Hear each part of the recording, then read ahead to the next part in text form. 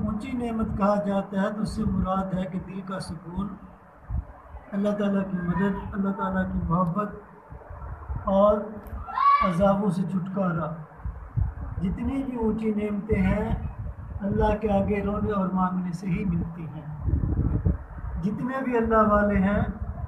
وہ اللہ کے آگے روتے اور مانگتے گئے اور دنیا میں بھی کامیابی حاصل کی اور آخرت میں بھی کامیابی حاصل کی۔ تو یہ جو روحانی نعمتیں ہیں، یہ دل کا سکون جو ہے، یہ جو کامیابی ہے جن کی وجہ سے اللہ کی مدد آتی ہے، یہ اللہ کے آگے رونے اور مانگنے سے ملتی ہے۔ قرآن کریم کے اندر اللہ تعالیٰ صورت تحریم عورتوں کی صورت ہے،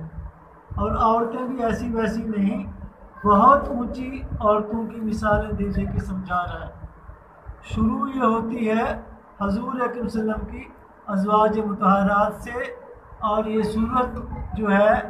یہ ختم ہوتی ہے حضرت نوح علیہ السلام کی بیوی اور حضرت لوط علیہ السلام کی بیوی، حضرت اور فرعون کی بیوی اور اماں مریم کے اوپر۔ ان کی مثالیں دے دے کے اللہ تعالیٰ مومنین کو سمجھا رہا ہے۔ جو فرعون کی بیوی ہے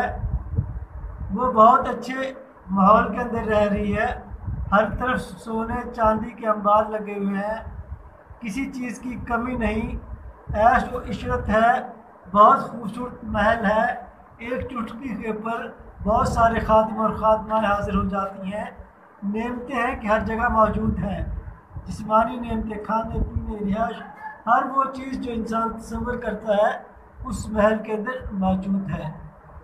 لیکن وہ شخص خود کو خدا بنائے بیٹھا ہے اور ہر جگہ، ہر موڑ کے اوپر، ہر محل کے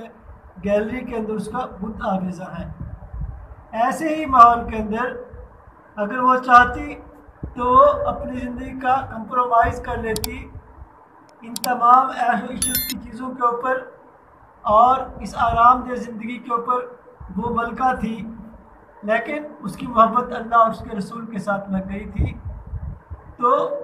وہ رو رہی ہے اور مانگ رہی ہے، یا اللہ میں فرعون اور اس کے